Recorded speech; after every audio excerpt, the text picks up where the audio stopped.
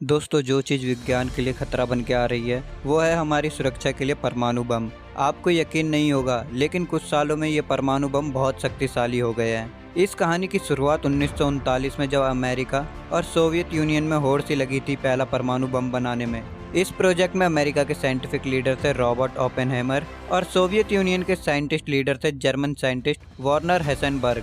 दोनों ही research group जानते थे कि जब हैवी रेडियो एक्टिव एटम्स जैसे यूरेनियम 235 और प्लूटोनियम 239 जब दो एटम में अलग होते हैं तो बहुत बड़ी मात्रा में ऊर्जा पैदा होती है, जो केमिकल रिएक्शन से पैदा होने वाली ऊर्जा से 5 करोड़ गुना अधिक होती है और ये एनर्जी गामा रेडिएशन के रूप में निकलती है। हम इसी परमाणु बम के जरिए कुछ पल के लिए पृथ्वी में ही एक नए सूरज को बना सकते हैं, लेकिन हेसेनबर्ग ने कभी भी इस भयानक बम को पूरा नहीं बना सके, पर अमेरिका के रॉबर्ट ओपेनहाइमर ने ये कर दिखाया। इसी वजह से इन्हें फादर्स ऑफ एटॉमिक बॉम्ब कहते हैं। लेकिन क्या इस परमाणु बम से मानवता का कोई भला हुआ है? आइए जानते हैं कि ये परमाणु बम इंसानियत के लिए कितने खतरनाक और क्रूर है। 6 अगस्त 1945 में दूसरे विश्व युद्ध के दौरान अमेरिका ने जापान के हिरोशिमा पर पहला परमाणु बम गिराया, जिसका कोर यूरेनियम से बना था और इसका नाम लिटिल बॉय था। इसके धमाके की क्षमता 15,000 टन TNT बम के बराबर थी।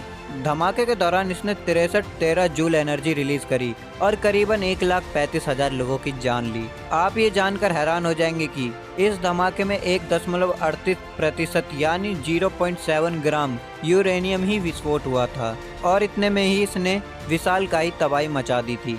अमेरिका द्वारा अगला बम जापान के नागासाकी में 9 अगस्त 1945 को गिराया गया था। इस बम में प्लूटोनियम से कोर बनाया गया था और इसका नाम फैटमैन रखा गया था। इसके धमाके की क्षमता 21,000 टन TNT के बराबर थी। धमाके के दौरान इसने 96 जूल की एनर्जी रिलीज की थी और इसने करीबन 75,000 लोगों की जान ली थी। यह बम इंसानों द्वारा उपयोग किया गया सबसे खतरनाक बम था, पर क्या यह अब तक का सबसे घातक बम था? नहीं। अब तक जो बम पर रिसर्च किए गए हैं उसने इंसानियत के भविष्य पर ही सवाल खड़े कर दिए हैं, क्योंकि अब वैज्ञानिक परमाणु बम नहीं बल्कि हाइड्रोजन बम बनाने की रेस में लग गए हैं। ये बम उसी रिएक्शन से काम करता है जिस रिएक्शन से हमारे सूरज को शक्ति मिलती है और इसी वजह से आप इसकी शक्ति का अनुमान लगा सकते हैं। हाल ही में जो हाइड्रोजन बम का नॉर्थ कोरिया द्वारा परीक्षण किया गया वो बहुत ही कमजोर बम था, लेकिन फिर भी उसने 150 किलो टन की विस्फोट ऊर्जा का उत्पादन किया, जो हिरोशिमा वाले बम से 15 गुना अधिक था। मतलब ये बम 12 लाख लोगों को खत्म कर सकता है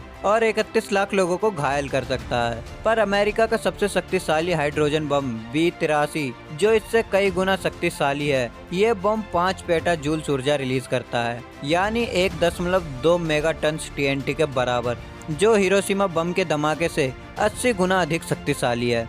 अगर ये बम कभी किसी शहर पर गिराया गया तो 10 किलोमीटर तक के क्षेत्र में जीवन खत्म कर देगा। लेकिन हमेशा सुपर पावर वाला देश बनने की होड़ में सोवियत यूनियन ने अमेरिका के बम का जवाब 1964 में TSAR बम का परीक्षण करके दिया, जिसकी क्षमता 50 मेगा टन TNT के बराबर थी और इसने विस्फोट होने पर 210 पेटा जूल्स एनर्जी रिलीज की। यह बम हिरोशिमा पर गिराए गए बम से 3000 गुना अधिक शक्तिशाली था और ये 55 किलोमीटर तक के क्षेत्र के जीवन को खत्म कर सकता था। ये बम अकेला ही 1 करोड़ से अधिक लोगों की जान ले सकता है, मगर यह बम 100 टन मेगा टन का था, जिसे कम करके 50 मेगा टन का किया गया था ताकि अधिक तबाही ना मचे। मतलब इसकी शक्ति हिरोशिमा में गिराए गए बम से 6000 गुना अधिक ताकत थी। दोस्तों, क्या आप जानते हैं कि आज अगर सभी हाइड्रोजन बम को एक साथ पृथ्वी पर दागे तो पृथ्वी 14 बार तबाह हो सकती है। इसलिए मानवता को हमेशा ध्यान रखना चाहिए कि हमें विज्ञान का प्रयोग लोगों की भलाई के लिए करना चाहिए, ना कि मानवता को खत्म करने के लिए।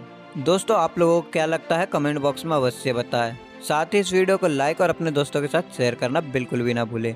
अगर आप हमसे इंस्टाग्राम और फेसबुक में जुड़ना चाहते हैं तो आप हमें इंस्टाग्राम और फेसबुक में जरूर फॉलो करें। लिंक आपको डिस्क्रिप्शन बॉक्स में मिल जाएगा। अगर आप हमारे चैनल पर नए हैं और आपने अभी तक हमारे यूट्यूब चैनल को सब्सक्राइब नहीं किया है तो आप अभी सब्सक्राइब कर ले। साथ ही बगल में जो बेल आइकन है उसे भी ऑल में क्लिक कर ले, ताकि हमारी आने वाली नई वीडियो आप तक सबसे पहले पहुँच सके। तो दोस्तों, मिलते हैं नेक्स्ट वीडियो में। तब तक आप अपना और अपने परिवार का ख्याल रखें। जय हिंद, जय भारत।